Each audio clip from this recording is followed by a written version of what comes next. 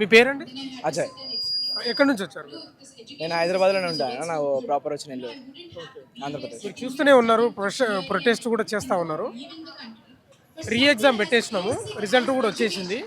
ధర్మేంద్ర ప్రధాన్ రాజీనామా చేస్తే వచ్చే లాభం ఏందనే క్వశ్చన్ వస్తుంది. అంటే వచ్చే లాభము వాళ్ళు ఏమైనా చెప్పుకొని అన్న. ఇప్పుడు నేను ఒక ఎంప్లాయీని ఒక ఆఫీస్లో అనుకోండి, ఫస్ట్ సపోజ్ అక్కడ నేను చిన్న తప్పు చేశాను అనుకో, ఆ తప్పుని రెక్టిఫై చేయకముందే నన్ను రిజైన్ చేయమంటారు, నన్ను పీకేశారు. అర్థమైందా? నేను మళ్ళీ పని చేస్తా అంటే అవ్వదు కదా. అది ఎందుకంటే అకౌంటబిలిటీ కోసం. ఈ దేశం ఎప్పుడో మర్చిపోయింది అకౌంటబిలిటీ అనే పదాన్ని. అకౌంటబిలిటీ అంటే ఏంటి అని ఈ దేశంలో ఉన్న ప్రజలు కూడా మర్చిపోయారు, అడ్జస్ట్ అవ్వడం స్టార్ట్ చేసేసారు. ఇట్లా జరగకూడదు. అట్లా జరిగినప్పుడు ఒకరు రిజైన్ చేస్తే నెక్స్ట్ నమ్మకాలు వస్తాయి. ఓకే, ఇట్లా తప్పులు జరిగినప్పుడు అక్కడ పైన పొజిషన్లో ఉన్న వాళ్ళు రిజైన్ చేశారు, సో నెక్స్ట్ వచ్చే వాళ్ళు కొంచెం భయంతో ఉంటారు అని చెప్పేసి. అంతఃకరణ శుద్ధి అంటారు కదా, కొంచెం అలాంటివి కూడా ఉండాలి మనుషులకి. అవి లేకుండా పోయినాయి. అండ్ దేశంలో ఇన్ని తప్పులు చూసి జనాలు అడ్జస్ట్ అయిపోయారు. అయిపోయిందిలే మళ్ళీ పెట్టేసారని. కానీ అక్కడ 20 మంది చనిపోయారు. ఆ ఫ్యామిలీస్ వాళ్ళ గురించి ఎవరు మాట్లాడతారన్నా, వాళ్ళ గురించి పట్టించుకోవాలి కదా. దానికోసం మీరు అకౌంటబిలిటీ ఉంది కాబట్టే రీ ఎగ్జామ్ పెట్టినాం, రిజల్ట్ కూడా వచ్చేసింది. ఏం లేదు, ఎందుకు పదే రిజైన్ ఎందుకు అంటే అకౌంటబిలిటీ అనేది వాళ్ళు అనుకునేది కాదు కదన్నా, దేశ ప్రజలు ఏమనుకునేది అని చెప్పేసి. దేశ ప్రజలు, ఇది డెమోక్రటిక్ కంట్రీ కాబట్టి దేశ ప్రజలు చెప్పేది వాళ్ళు వినాలి. వాళ్ళకి నచ్చినట్టు వాళ్ళు చేసేసి ఇదే అకౌంటబిలిటీ అంటే అవ్వదు. అకౌంటబిలిటీ అంటే చాలా పనులు ఉంటాయి, అవన్నీ చేసుకోవాలి. దేశ ప్రజల్ని వాళ్ళు వినాలి. వాళ్ళు వినట్లేదు కాబట్టి ఇవన్నీ జరుగుతున్నాయి.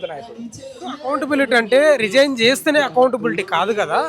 దోషులను గుర్తించాము, వాళ్ళను దోషులుగా నిలబెడతాం సమాజం ముందు అని ప్రధానమంత్రి మోడీ చెప్తా ఉన్నాడు కదా. అదే అన్న, ఇది ఏమైపోయిందంటే ఇన్ని రోజులు ప్రొటెస్ట్ చేస్తున్నా సరే ఈ దేశం పట్టించుకోకపోయేసరికి ఇది నీట్ మీద పోవట్లేదు. ఇప్పుడు నీట్ కంటే కూడా మెయిన్ ఏమైపోయిందంటే ఈ దేశ ప్రజల మాటలు ప్రభుత్వం వినట్లేదని అయిపోయింది. అర్థమైందా? అది వాస్తవం, అదే జరుగుతుంది.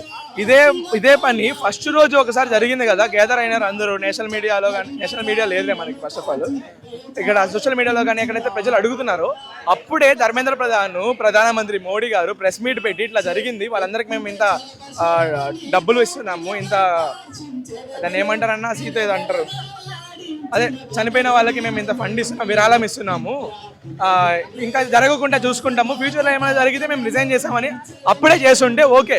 కానీ అప్పటి నుంచి ఇప్పుడు వరకు ఇంత జరిగినాక ఇప్పుడు చేసి అయిపోయిందంటే అవ్వదు కదా. ప్రజల మాటలు వినట్లేదు వాళ్ళు. ఇది డెమోక్రసీ నుంచి డిక్టేటర్షిప్గా మారిపోయింది. ధర్మేంద్ర ప్రధాన్ రిజైన్ మీరు కోరుతా ఉన్నారు కదా, రేపు ఇంకా చాలా మంది కూడా కోరే అవకాశం ఉంటుంది అనే ఒక భయం కూడా ఉండొచ్చా కేంద్ర ప్రభుత్వానికి? ఖచ్చితంగా ఉంటుంది. అప్పుడు అకౌంటబిలిటీ ఉంటుంది కదా. ఇప్పుడు ఒక తప్పు చేసినప్పుడు ఒకరిని రిజైన్ చేయమంటున్నారు అంటే రేపు నేను తప్పు చేయకుండా ఉండాలి, నా ప్రభుత్వంలో నేనున్నప్పుడు నా మినిస్ట్రీలో ఏ తప్పులు జరగకుండా ఉంటేనే నా పదవి ఉంటుంది అని చెప్పేసి వాళ్ళకి భయం ఉంటుంది. అంతేందుకన్నా ఇప్పుడు వాళ్ళు రిజైన్ ఎందుకు చేయట్లేదు తెలుసా?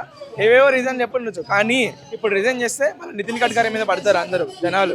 E20 పెట్రోల్ వల్ల బండులు నాశనం అయిపోతున్నాయి, E20 పెట్రోల్ వల్ల పెట్రోల్ ప్రైజులు పెరుగుతున్నాయి, వాటి మీద పడతారు. ఆ తర్వాత యూనియన్ మినిస్టర్ మీద పడతారు. వాస్తవమే మీరు అన్నది కూడా. ఆ క్వశ్చన్ కూడా వస్తుంది. ఆ మధ్యలో విమాన ప్రమాదం జరిగింది అహ్మదాబాద్లో, దాదాపు 300లకు పైగా చనిపోయారు.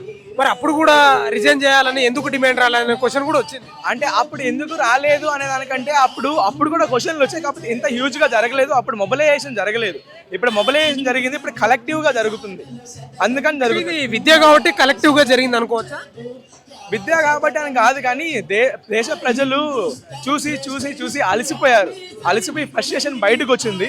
ఆ ఫ్రస్ట్రేషన్ బయటకు రాగానే ఒక కాక్రోచ్ అనే పేరుని ఒక యూనిట్ చేసింది, అది ఒక ప్లాట్ఫామ్ దొరికింది ఆ ఫ్రస్ట్రేషన్ చూపించడానికి. అందుకే 2-3 రోజుల్లోనే అన్ని మిలియన్ ఫాలోవర్లు వచ్చారు. ఈ దేశ ప్రజలకి ఎప్పటి నుంచో ఫ్రస్ట్రేషన్ ఉంది, ఆ ఫ్రస్ట్రేషన్ వస్తుంది.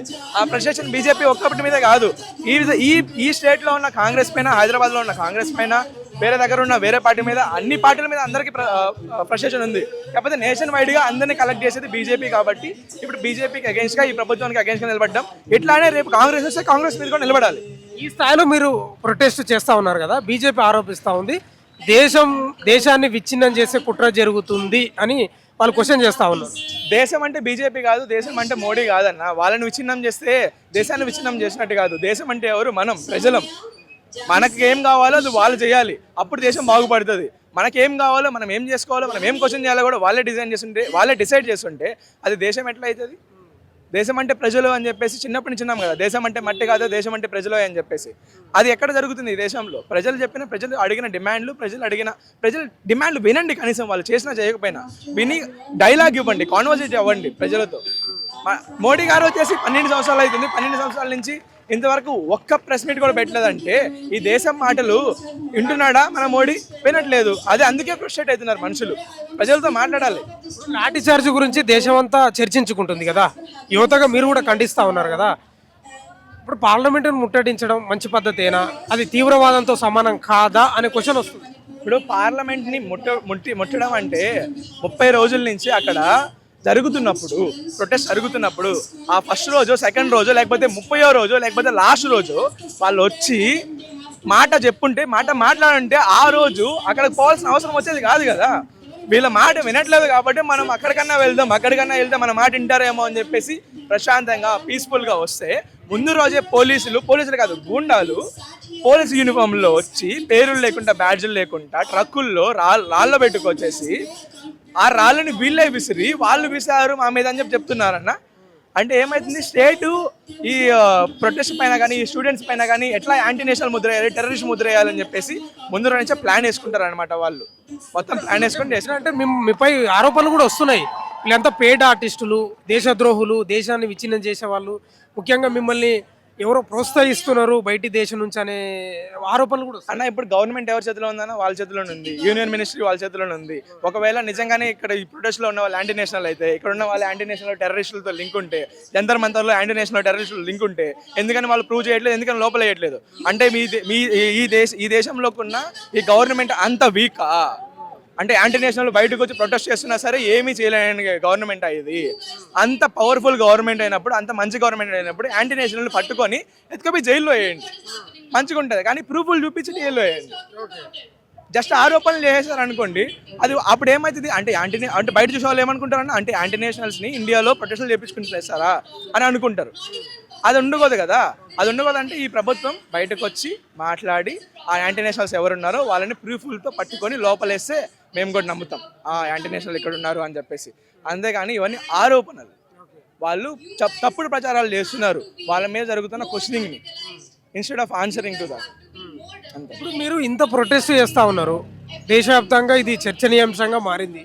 మీకు రిజైన్ చేస్తే ప్రభుత్వంపై ఏమన్నా నెగిటివ్గా ఏమైనా ఇంపాక్ట్ పడే అవకాశం ఉన్నందుకే చేయట్లేదా? ఏంది కారణం ఉండొచ్చు? అంటే ఇప్పుడు ఏమైందంటే అన్న, వాళ్ళకి తెలుసు ఒక ప్రాబ్లం పోతే ఇంకొక ప్రాబ్లం ఉంది మన ప్రభుత్వంలో, ఒకరు పోతే ఇంకొకరు అని చెప్పేసి. సో ఇట్లా సమస్యలు వస్తూనే ఉంటాయి, సమస్యలు ఉంటూనే ఉన్నాయి. కాబట్టి ఇప్పుడు వీళ్ళని రిజైన్ చేసి నెక్స్ట్ వీళ్ళు వేరే ప్రాబ్లం మీదకి పోతారు, తర్వాత వేరే ప్రాబ్లం మీదకి పోతారు అని చెప్పేసి వాళ్ళు భయపడుతున్నారు. వాళ్ళకి చాలా భయం. పిరుకోవాలన్న బీజేపీ వాళ్ళు, అంతకుమించి ఏముంది మాట్లాడడానికి? వాళ్ళకి ధైర్యం సరిపోవట్లే అంటే ఇంకేమంటారు, వాళ్ళని పిరుకోవాలన్నారా? అది అంటే ఇది పోతే ఇంకొకటి వస్తుంది, ఇది పోతే ఇంకొకటి అని వాళ్ళు బీజేపీ వాళ్ళు చెప్తా ఉన్నారు కదా ఇప్పుడున్న ప్రధానమంత్రి గారు.